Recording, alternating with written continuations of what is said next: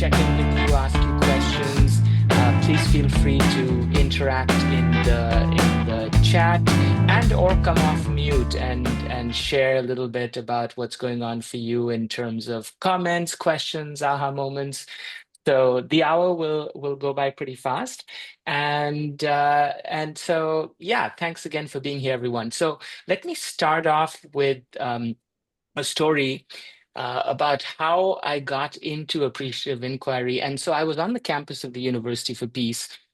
And I heard that there was in one of the master's programs, there was quite a bit of conflict. In fact, it was in the program that works on peace education.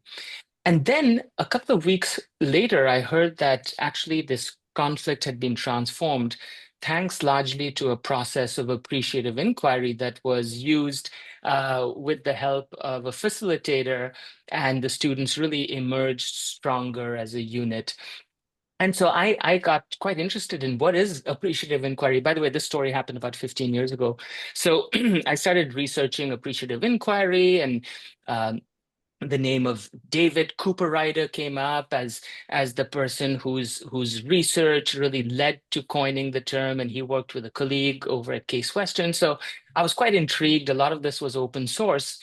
And then fast forward a couple of months later, I was sitting at this reception in Costa Rica, and it was getting dark. I sat down. I'd been on my feet most of the day, and there was a gentleman on this little table next to me, and I chatted with him. And then, he gave me his business card at the end of it, and I read it, and it says David. And then the last name is Cooper Ryder. So this is the David Cooper Ryder that I had been reading about, whose seminal research led to appreciative inquiry. So I was very excited to meet him, and he's not used to being recognized, certainly not in Costa Rica. So he was excited too. Um, and long story short, he invited me to certify with in appreciative inquiry, which I ended up doing more than a decade ago now.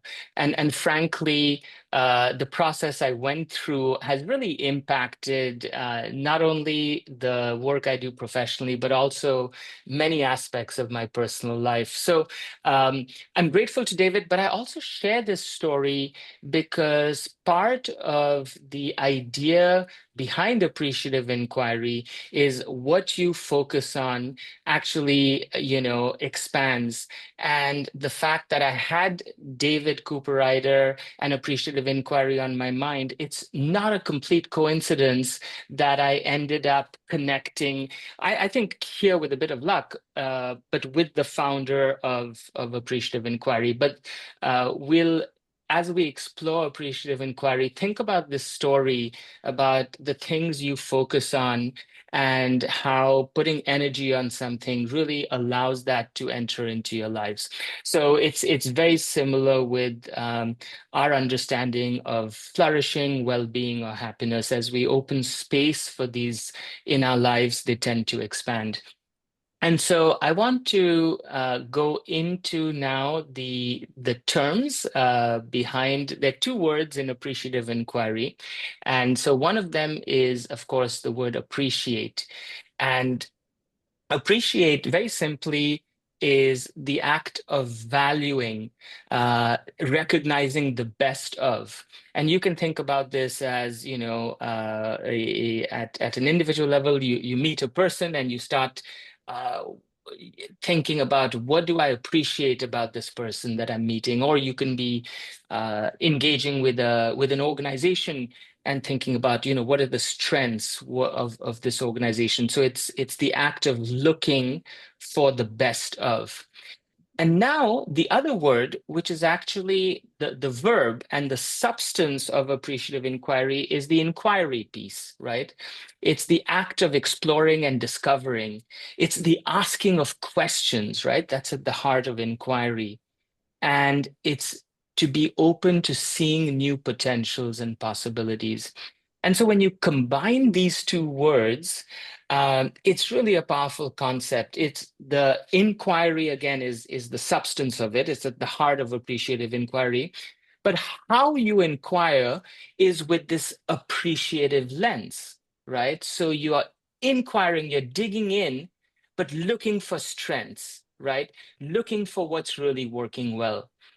And by the way, I just want to say that while to this audience and to you, this might seem, hey, this is not, that complex a concept. Really, because of the ways our brains have evolved, we often tend to do the opposite, right? We often default to what's not working, right? What am I suspicious about in this environment or about this person? So that part of our brain that is triggered by anything that might be potentially problematic, certainly anything that might be potentially threatening, that part is not going to go away, right? Our problem solving mode. So appreciative inquiry just offers us, I think, a new set of tools, a new lens, a new paradigm for engaging with the world around us, right? With an inquiry that is tinted with this appreciative lens. Um, so that's the source of the words. Now, uh, what I want to do is share with you a few principles. There's more than just the ones that I'm going to share with you, but I've picked three principles that underpin appreciative inquiry, and I'm going to go into them one by one. But first, let me just pause. I'll stop sharing screen for a second so we can see each other, and just want to check in and see if at this point there are any comments or questions. Hola Gaby, ¿cómo estás? So, um, all right. There are a couple of people still joining, lots of familiar faces. So if there are no comments or questions at this point, Barbara, wonderful to see you. I will continue on, and starting with the principle of it's called the positive principle. And here, the positive principle says focusing on the positive causes it to grow and brings out the best in people and organizations. So, I want to say that the positive principle could also be called the negative principle. Like focusing on the negative would also cause it to grow and probably bring out the worst in people. So but the idea of the positive principle, if you're trying to bring out the best in people, it's very powerful. And I was doing a session with Tal Ben Shahar, and I remember his quote when we were talking about this. He said, "What you appreciate appreciates." Right? And let's think about that. The term appreciate has really two definitions. Um, the secondary definition of appreciate is growing, right? Like think about your assets, or your if you put money in a bank account, it appreciates because of interest, right? So what you appreciate, what you compliment, what you say is going well actually grows. And it's the idea. Let's put this into motion with an example. I'm going to ask you a question here, because I want this to appreciate as in to grow. Um, what's one superpower that you think you have? And when we think, just to frame this question, superpower is something that you feel that you're just uniquely good at. It when you're doing this, you feel strong. It comes easily to you. It's something that maybe you know that you're good at, or you've been recognized by others as being good at. It could be as simple as you're really good at listening. When someone's speaking to you, you're able to listen, be there with them. Or it could be that you're an amazing, I don't know, athlete in some sport. So take a second, and in the chat box, I'm going to put the question is, what's your superpower? And pick one that you feel, and just chat it in.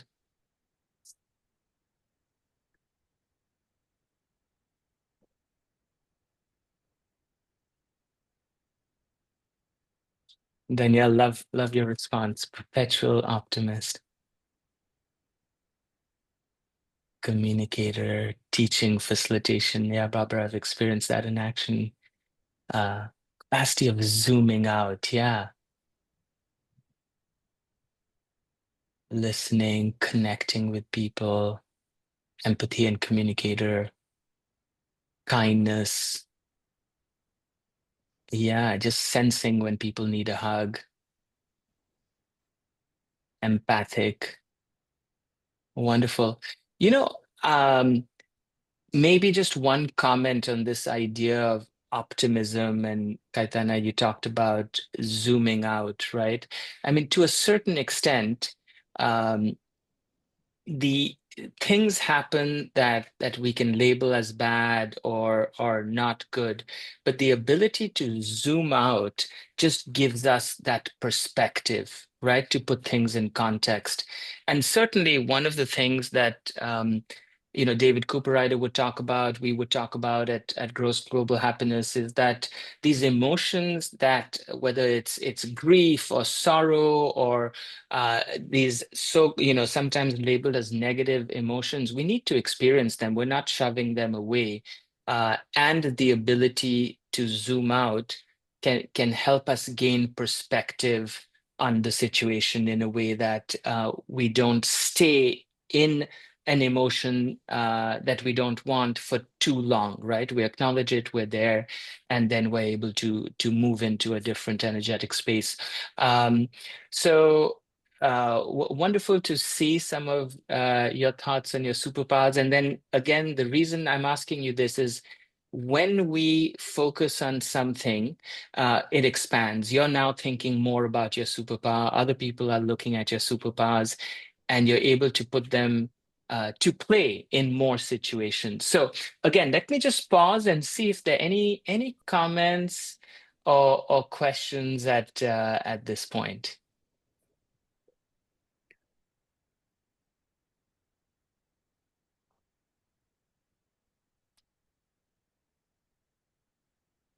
All right. So we'll continue. And I wanted to say that this idea of appreciative inquiry and the positive principle um, certainly it applies at the individual level, but also very much at the organizational level. So there's some interesting case studies of organizations that might be experiencing high turnover or low morale, low engagement. Um, and just in your mind, think about these two approaches, right? So an organization that's facing this high turnover, this the maybe the manager, the person running things might feel like, oh, we've got a low morale problem, and they bring in a couple of consultants. Imagine if the focus becomes low morale, right? These consultants go around and interview all the employees and say, tell me, why are you suffering from low morale? What's not going well?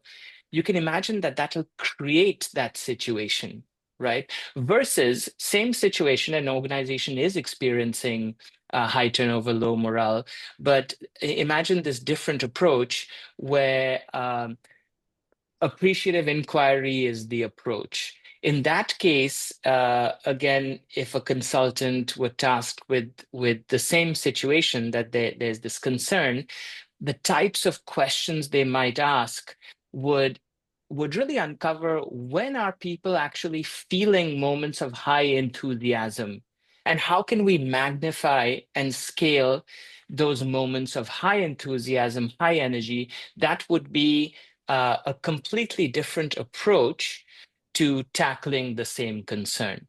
Yeah. And so again, this approach, these approaches that we're going to talk about, a lot of them have been applied to the organizational context. So I'm going to now move to the second principle I want to talk about under appreciative inquiry, and it's called the constructionist principle. And it's the idea that the words we use don't just describe our world, they actually create the world that we live in. And here I want to share with you, maybe it's just an excuse to talk about my daughters. They're now teenagers, but this is a picture of them from about a decade ago when I went through Appreciative Inquiry. So The story is when I went through the certification process, my older daughter, who's on the left, she was then 4 years old. And my wife and I, when she was 2 years old, we had been told it's going to be the terrible twos, right? And guess what it was? It was the terrible twos. We had this creature in our house who just, oh my God, like everything was about her. And my wife and I were like, oh my God, this is the terrible twos. And so then I came home after my first 3 days at Case Western University, going into appreciative inquiry. And I figured, let's apply the constructionist principle to our second child who was just going to enter her 2-year-old phase. So instead of calling it the terrible twos, so Soleil is on the right, we said Soleil is just entering her terrific twos. One word, right, changed. And it just reframed the way Eliana, my wife, and I saw her development and her behaviors during this year. I don't think it changed anything about Soleil herself. She was going through that 2-year-old phase, but the way we saw her behaviors and in action, it was the constructionist principle in action, right? We interpreted it differently. We said, wow, what a stage of independence and growth. And so, how we label things, the words we use, really actually then affect our experience, right? I'll give you another example just from a organizational context. Imagine that you walk into a meeting, right? This meeting has appeared on your calendar, and you walk in, or maybe it's a virtual meeting, and you're thinking, this is going to be a long, boring meeting. Guess what? You've just labeled it a long, boring meeting, and it's already taken shape, right? It's already you've constructed that reality. uh, but instead, same situation, this meeting has appeared in your calendar, you're not really sure what's going to happen, but instead you decide, hey, I'm going to be very curious about this meeting. How interesting that someone's invited me to a meeting, that I'm not clear on the role or the agenda. I'm very curious to see how it's run. It's going to be a different experience because you've labeled it differently. So uh, the power of our words, they don't just describe the world, they actually create the world we live in. So again, I'm going to just pause here, see if there are any comments. Alexandra, thanks for your comment. And I hope you're connecting it to things in your personal and professional life, and questioning, is there scope for us to label things differently, in a way that they really open us up rather than shut us down. And so the last principle that I want to talk about, oh, I'll talk about two more, but the anticipatory principle of appreciative inquiry talks about the fact that images of the future affect the way that we behave in the present. Okay, once again, images of the future affect the way we behave in the present. So, recently, it feels like recently, but last year the Olympic Games were going on, and there was a lot of backstories of athletes who go on to win the gold medal. And interestingly, anytime the athlete was interviewed, they've visited this place in their heads before. You can't actually win a gold medal without having in your head imagined that you're going to get there, right? And all great coaches know that. All great, sports coaches, executive coaches, parents know that you've got to allow the person to dream big before they actually actualize the dream, right? Um, and then on a more research-based level, that was a little bit more anecdotal. Um, it's how many of you are familiar with the idea of the placebo effect, the research behind the placebo effect? Yeah, I think many of you, right? And what it looks like is and these are research studies done with it's kind of like the gold standard of research. You have a group of patients that are receiving an actual uh, you know medical pill, that has certain side effects, but actually has an active ingredient. And then you have another group of patients that receives a placebo pill, which is basically a sugar pill, but they don't know that, right? They think they're actually receiving a medication. And then you have a third group of patients who are told, oh, sorry, there's no medication for you, come back in 6 weeks. And what the research in many of these situations show is that the patients who receive the placebo, right, the pill that they think is a real medicine, but actually isn't, benefit in the same way statistically as the patients who received the pill that was actually the medicine. And part of the understanding of how this works is that when you believe that you're taking something that's going to help you get better, your brain actually secretes the same chemicals, hormones that the active ingredient would have triggered in your body. So it's just the mind-body connection.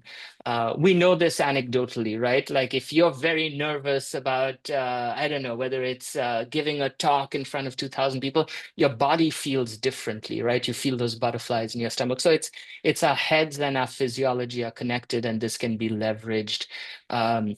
In medicine, in sports, in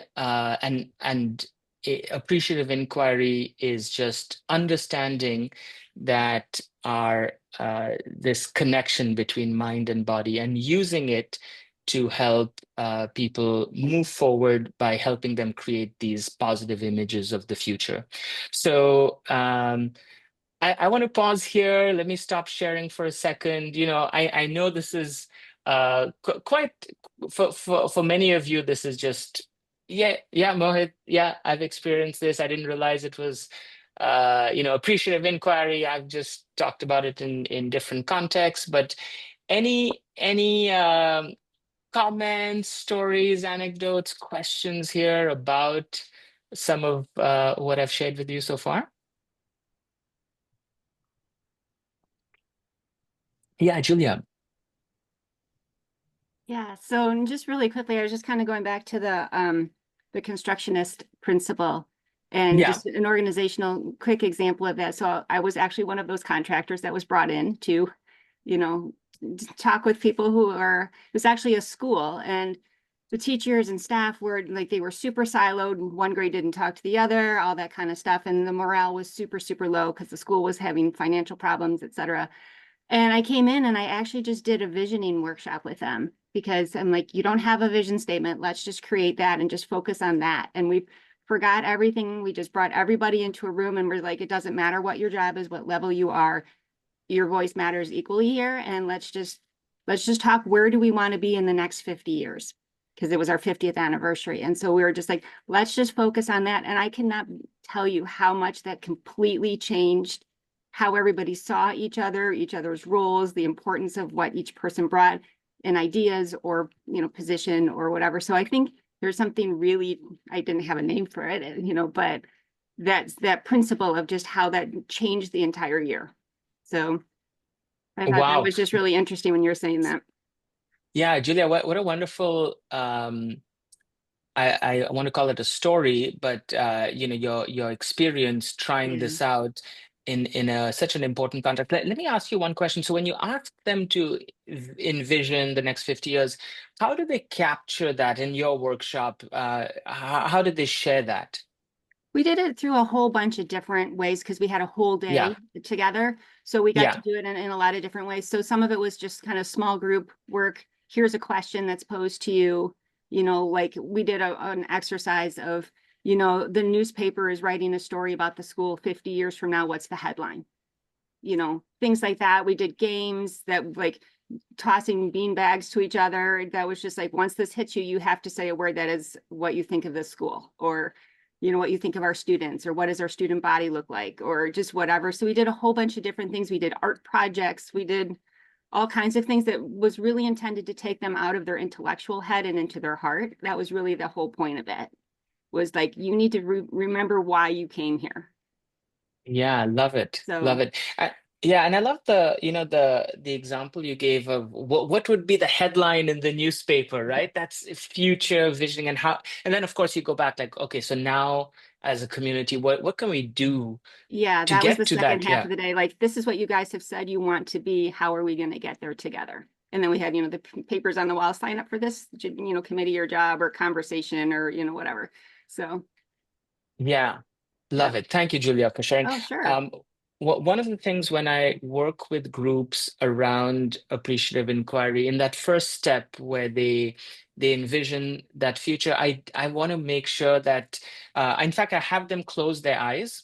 If they're comfortable doing so, as they kind of dream about this positive future, I make sure there's crayons and blank sheets of paper, but to your point, just getting them out of their heads a little bit and into their bodies, yeah, and into their imaginations. Thank you. Kaitana? Thank you. Yes, I wanted to add on this because this is something I didn't know how to name either, like any of these principles. And we use this a lot in healthcare as well, in medicine. So, especially with chronic conditions or with people who are suffering from chronic pain. And I'm going to say it out loud just to get your feedback and see if I would be, let's say, classifying properly the methods in the end according to these principles. You may say it's none of them, then I'll trust. But I was wondering, oh, maybe this is actually what we end up using with patients. So with the positive principle, with chronic pain, for example, we use a lot of imaginary of visualizing the rest of the parts of the body that are not unhealthy. So the person tends to focus a lot on the part of the body that's a problem, not realizing that there's a whole rest of the body that's actually healthy or fine. So I wonder if this would be an application of the positive principle, for example. I'm not sure because again, you're in the end focusing on an area, not the problematic one, but the healthy one. And I was just wondering, and then we use a lot, maybe not so much for pain in particular, but maybe some other chronic conditions. We, especially with mental health, we use a lot the write a letter of congratulations to your future self, perhaps in a 5-year time period or in a 10-year period, so that the person is actually predisposing herself to bringing up those future things into their life. And this has amazing impacts on people suffering from maybe just from mild mental health, severe to severe, more, let's say, heavy conditions, mentally speaking. So I'm not sure if that one would be the constructionist or the anticipatory, or both embedded at the same time, perhaps in the exercise, and maybe you can give me some light into that. Yeah, love it. Firstly, Kaitana, for those of you who don't know your background, you're a practicing physician amongst other things, right? And so, unfortunately, I would say at least the physicians that I've talked to, who are not coming to UPs, have not been trained in anything like appreciative inquiry. It's been a singular focus on kind of the body.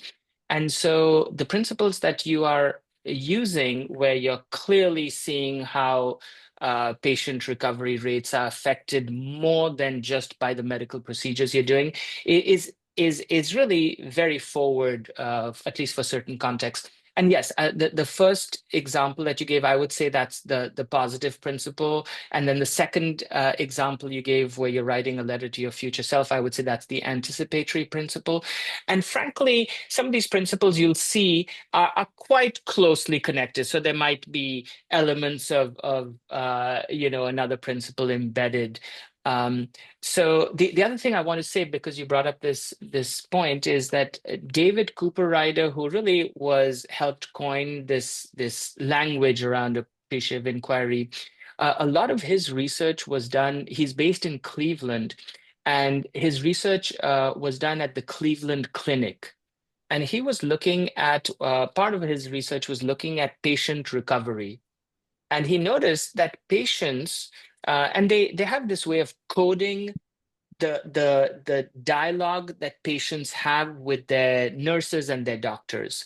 So when a patient says, "Oh my God, I'm never going to be able to walk again. I'm 75 years old. I've just had hip surgery," and the doctor says, "No, no, you will walk again." The patient says, "Well, my mother never walked out." So when they coded that kind of thing, guess what? That patient did not walk again. And then you have the other 72-year-old patient who is saying, "I know I'm going to be walking again. I've got the best doctor. What do I need to do?" So there was correlation between, so they of course kept, the variable was the mental attitude, but they kept as a constant, patient condition and health, and they saw statistically different outcomes. But the interesting thing there, they also saw patients who were hugely optimistic, right? Like their dialogue with their nurses and doctors was like, I'm going to be fine. And guess what? They didn't do the physiotherapy.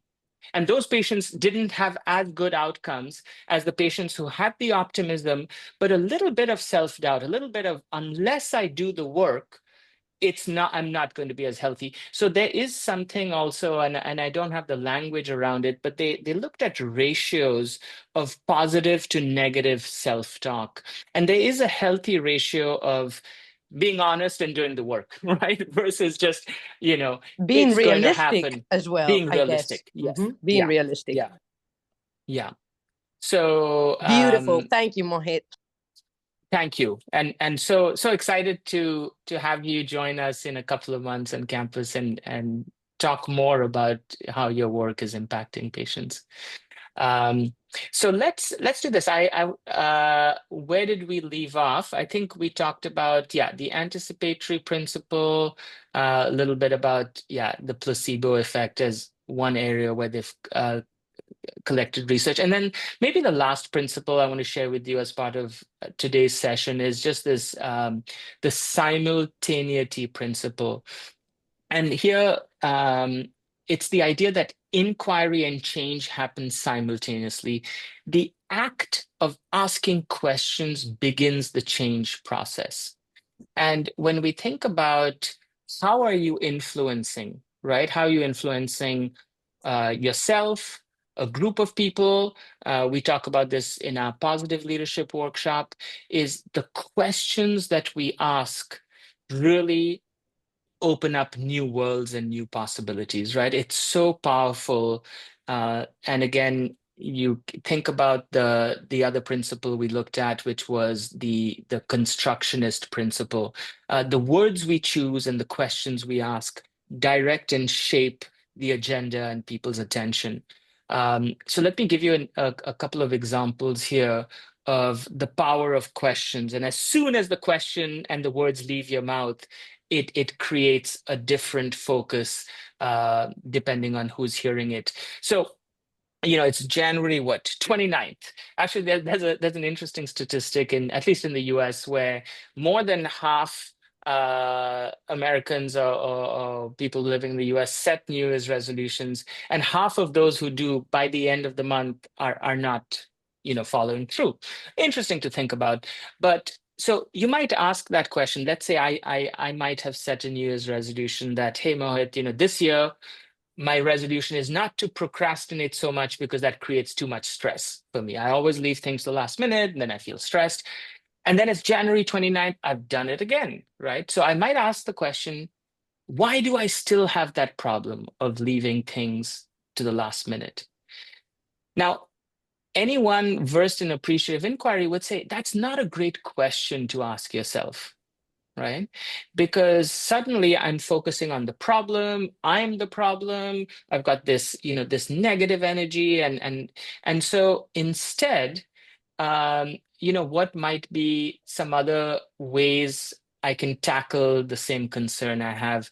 And here, this is the power of questions, right? So, what possibilities exist that I haven't thought about yet, right? This is a solutions-oriented question. It helps me move forward versus why do I still have that problem, kind of keeps me in the problem, right? I'm a problem. What's the smallest change that I could make that could have the biggest impact, right? Or another alternative, what would my life feel like once I've overcome that challenge? Oh, wow. I would not have that kind of tension and stress that I now feel on a weekly basis, especially before a webinar, right? I'm always till the last minute doing things. No, so the short of it is, I didn't make this up. I actually do feel that for a long time, putting things to the last minute was a condition that I felt like I can't get out of. Why do I have this problem? And again, the reframe, thinking about solutions, has really helped me move out of I'm the problem. I always procrastinate. Um, one of the things that has helped greatly is this idea of creating deadlines that are a day before the thing is due. That's tactical. On a mindset level, I realize that my process is such that I give myself space to make last minute changes, even though that I have most of it set a day before. So the short of it, it's not so much about my situation, but just the idea of the power of solutions-based questions and how do we create an environment where the focus doesn't, look at why am I getting stuck, but how can I move forward? And that's at the heart of the simultaneously principle that our questions have a lot of power and can open up new worlds. So what I want to do is just share with you a short video because this is not always called appreciative inquiry. Many of you are probably thinking, oh, I didn't know about appreciative inquiry, but I sure knew about these principles in lived examples. So this is I'm going to play a 1 minute excerpt from a video that based on a book about change, and let's have a look at this, and then we can debrief. Here goes. Please let me know if for some reason the sound is not coming through, but it should be okay. I think you know what? Let's do this again. I'll just share and make sure. Yeah, sound is checked. Okay, so here goes.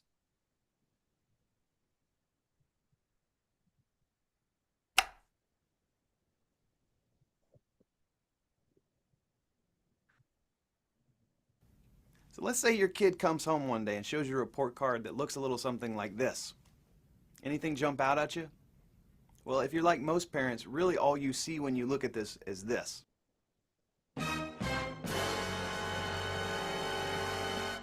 This is a thought experiment from the author Marcus Buckingham, and I think what it shows us is that we all tend to focus on problems rather than strengths. So it would be the rare parent indeed that would look at this report card and say, wow, honey, you've got such a strength in English. How can we make more of that? We all use our powers of analysis primarily to study what isn't working rather than to study what is working. So think about all the times in your lives when you've been on phone calls with friends and they've been agonizing about the problems in their relationships, and the many, many flaws of their partners. But have you ever been on a single call where the person was obsessing about why things were working so well, with an eye towards doing more of that in the future? Or as parents, we really want to get to the bottom of why our kids got an F, so we can correct it. But we don't obsess about why our kids got an A. What were they doing differently in that class than in the others? Most of the time, this problem-solving focus serves us very well. If you're a manager and things are working pretty well across the board except for one trouble spot, by all means, solve that problem. But there's one situation in life where this backfires on us, and that's in times of change. Because in times of change, our report cards don't look near flawless. Our report cards look pretty mixed. There's a lot of stuff that's not working very well. There's a lot of stuff that may be failing outright. And if we allow ourselves to slip into problem-solving focus in that time, that's a recipe for inaction, for paralysis. There's simply too many problems to be solved. So, that's the example there was this report card, and as a parent, I'm like, oh, I remember when I first saw this. Yeah, that's exactly what I do, right? I'm like, why the F, right? And I overlook the A's and the B's, and so one is to think about that specific example. Like obviously, by the way, I was a physics teacher for 2 years, a long time ago. And if one of my students had an F, that was a problem. They couldn't actually graduate from this high school I was teaching at if they didn't pass physics. So it's not like if you have an F, it's okay, let's just focus on the things you're good at. I had to get that F to get out of the F zone. But the approach that that this bright spots theory would advocate is not like let's go straight into that F and what's going wrong and what's the problem, how come you're getting an F. um, so let's think about that mixed report card, right? Couple of A's, couple of B's, an F, which is a failing grade. So what question or questions might you ask a learner who has some, good grades, but not so good grades? Anyone want to kind of uh, try this out? What might you ask thinking about appreciative inquiry? You can put it in the chat box or come off mute. Hi, good afternoon, everyone, or Good good morning, afternoon. depending on where you are. So I'm talking with the hat of a four-time parent, and I did do one of the University of Peace courses, so I have interacted with appreciative inquiry. So Yes, what I would Simone. adopt is I would first ask my child, how was this term's experience for you? So before I look at the report card or zero in on the grades, I would want to get from them so that we're in engage mode, wherein I feel comfortable talking to mommy about this. Right? So it will be a general inquiry. Let me hear from you. And then we would go through the grades, even the A's. I would like to know from them. So what did you think? Allowed you to get this E. And then, of course, I will treat it the same way. So what do you think happened here with this F? So I try to make it engaging so that they feel open to talk about it. Yeah, Simone, thank you so much, and good to see you. Absolutely, it's almost like you do a root cause analysis of the A, right? Let's understand everything beyond. First, set the scene, which is, hey, I want to have a conversation with you about the semester, and I care as a parent. But let's really understand what's going on with you, with this A. And so, Kaitana and Barb, you say, what helps you learn well? What was your easiest subject in exam? What made it easy? And you might learn things. Well, Mom, the A, well, what happens is that's the first class in the morning. I feel alert. I'm well fed. By the way, I also have a seat, where I can see the board clearly. And so they'll tell you all this stuff. Some of it maybe I'm good at art also, whatever the subject may, but then there's probably other things going on: relationship with the teacher, position in the room, are you feeling well rested or not? And so there's a lot that we can understand from the bright spots, and then we can see, okay, with that, let's say math class where you're getting an F or physics, what are some pieces that we've learned that we can take, right? And so yeah, Renata, what did you most enjoy about your A class?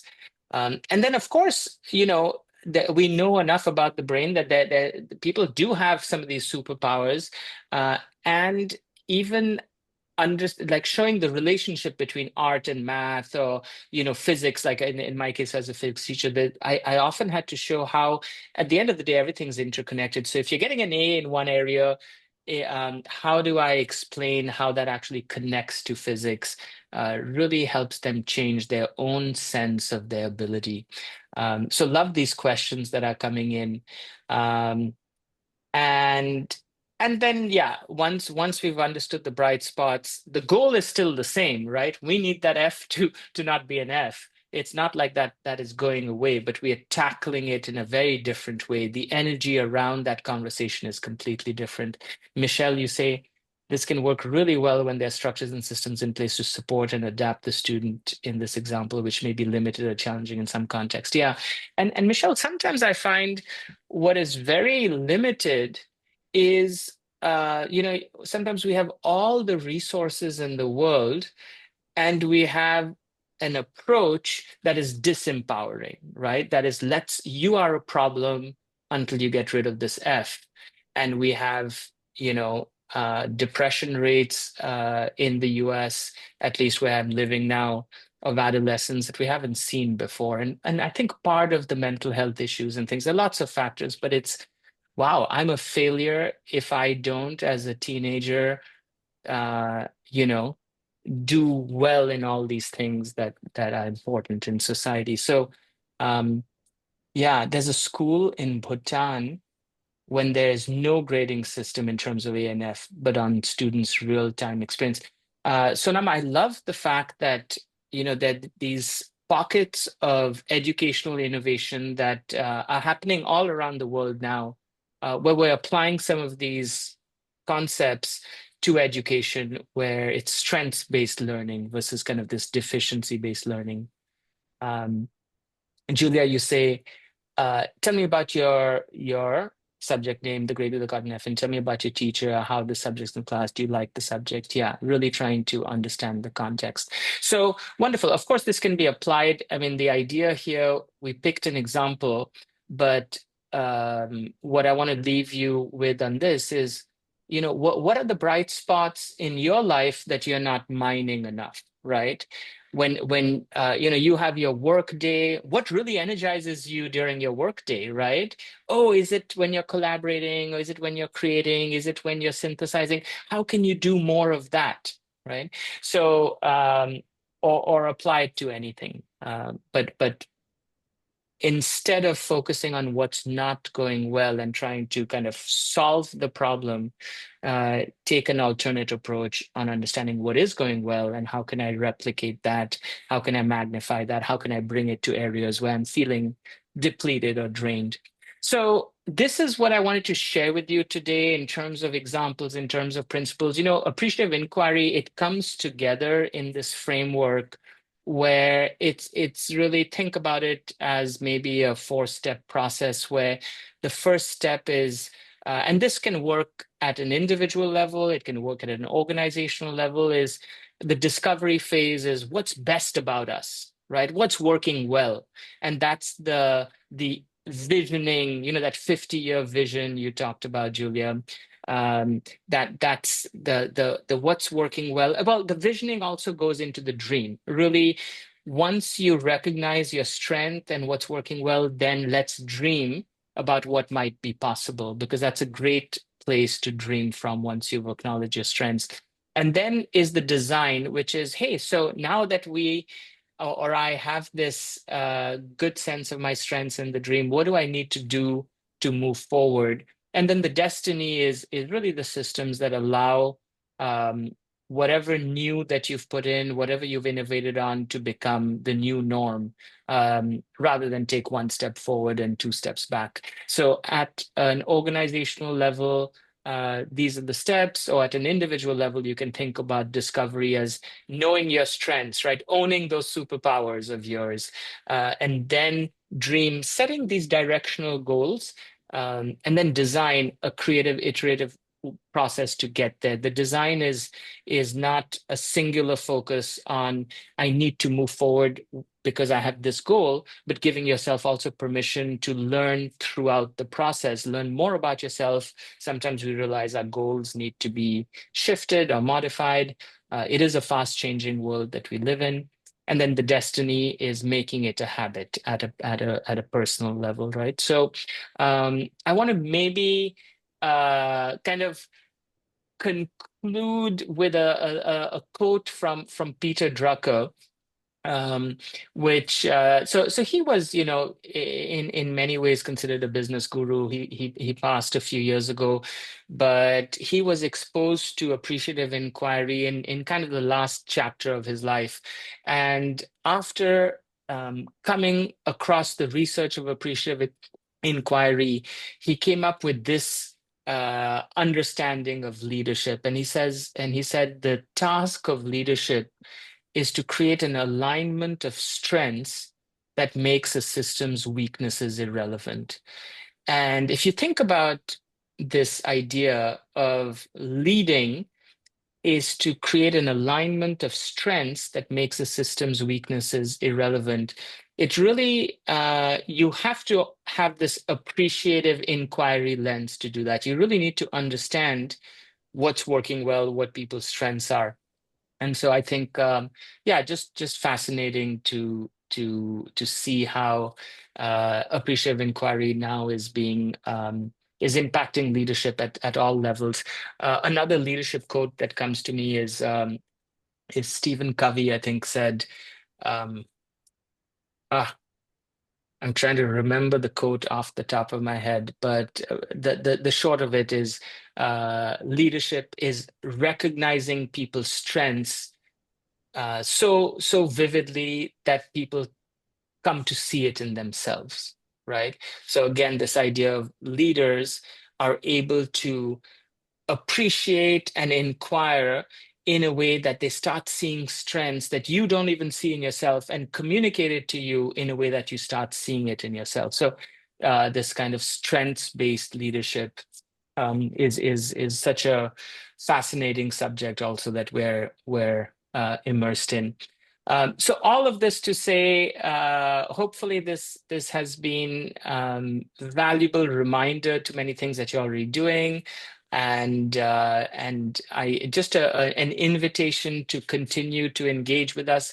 The one thing I mentioned, that we will have this kind of deep dive from March 7th to 9th on our campus in Costa Rica. It's our annual Gross Global Happiness Summit. I know many of you have joined us for previous summits. Kaitana, I know we chatted just a few days ago. You're going to be presenting this year. And so, you know, that's one opportunity to kind of immerse yourself with us in this community, but many other opportunities, webinars, courses. And Gabe, maybe Gabe and Anya are both at the University for Peace, colleagues who will be with us during these days, but also here to support our ongoing learning. Gabe, I want to just give it over to you to share anything else you would about either Gross Global Happiness or next steps for any one of us here. Thank you. Yeah, thank you so much, Mohit. And thank you to everyone. What a powerful knowledge that we just shared here together, and how awesome it is that you can apply it to different types of fields of study. So yeah, this was like a little sneak peek of our summit. Next March, the top leaders and experts in happiness are gonna be gathering in Costa Rica at the beautiful United Nations founded University for Peace. And if you would like to join us, we can definitely start a conversation. We have flexible plans and we can help you out planning coming to the country with everything basically. So yeah, it is truly a global executive summit like no other. It's highly interactive. It's very, very participative, and the University for Peace campus is just the perfect natural backdrop for this, to really reconnect with your purpose and to chase it and make it happen, whether that's in your personal life or your professional, workplace. So everyone's invited, and I dropped a couple of links there on the chat with where you can find more information about the summit, and you can also drop an email and we can start the conversation. Also, I think that one very important thing is that for those of you who are very interested in professional development, attending this summit actually counts 20% towards a diploma with the University for Peace, either in leadership or social innovation. So it's also a great opportunity to start advancing on your career if that's on your goals for this new year, right? So yeah, thank you for everyone for joining us. We'll be sharing a recording of this afterwards too. Yeah. Thank you, Gabe. And so I wanted to share just my contact information, email, WhatsApp, but yeah, these conversations grow over time. So it's like I said, Appreciative Inquiry for me has really shaped a lot of the way I think about things. And so I know many of you are also immersed in it. So I just wanted to make sure that you have my information. And I'll stop sharing now. We have a couple of minutes left. I'd love to open it up. Comments, thoughts, questions. Sonam, thank you. Thank you for sharing that wonderful experience in Bhutan. Yes, Barbara. Barb.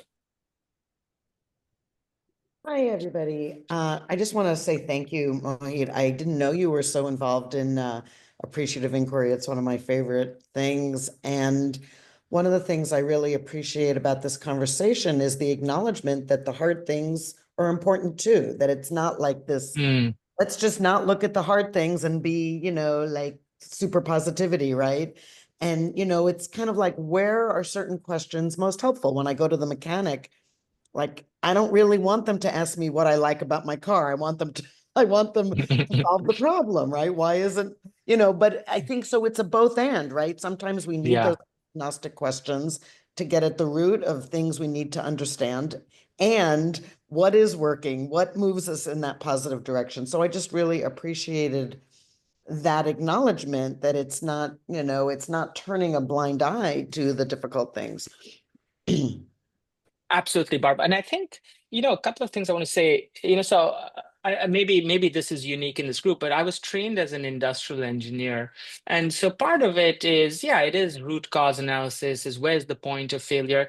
At least for me personally, I'm so good at problem solving, and that's where my brain goes, that for me, at least, appreciative inquiry was like, wow, there's an alternate, right? And it is certainly not the only way, and I think the combination of being able to kind of problem solve when necessary and know that there's a different approach depending on the context is so important. And I think we may have gone in certain communities full circle where there's not enough space for the feeling frustrated and angry. What does that look like, and expressing that? Um and I think if any time we're kind of repressing emotions, there's some kind of problem, right? And so I thank you for mentioning that. Yeah, thanks, Lucia. Fantastic. Thank you. We will make available to all of you the recording. I believe Gabe is going to send that out. And again, but please be in touch with any comments or questions that you didn't get to. I'll just put the email that goes to the whole team, center.upeace.org. And yeah, what's most valuable these days is our time. So Mohit, thank you. Mohit, Yes. sorry, I just have a small clarifying question. Sorry, I Yeah. wanted to raise my No. hand, but I just see the button. Yeah, Yeah. thank No you. worries. Yes, Sanam. Very interesting. Yeah, the subject is very close to my heart. Very interesting. Um, as, does it actually come from Buddhist psychology, Buddhist root, this knowledge, appreciative inquiry? So Sanam, Yeah, go sorry. ahead. Yeah. Go ahead. No, because as a practicing Buddhist, so I just see so much there resonating, the everyday practice and appreciative inquiry. So yeah, for you at University of Peace, so how did you develop this framework and theory, etc.? Yeah, just want to know more about it. Thank you. Yeah, thank you, Sonam, and thank you for that question. Because if any of you look into appreciative inquiry just with Google, or you'll see that a lot of it is open source case studies, how it's applied.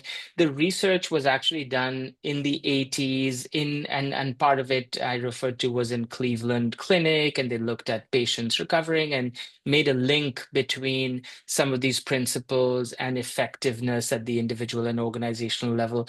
So it didn't come from a study of Buddhist practices, but the fact that there's linkages, the fact that you feel that, hey, this really resonates, I think speaks to the fact that what appreciative inquiry has done is, in a very small way, connected with something bigger that's true for the human experience across cultures.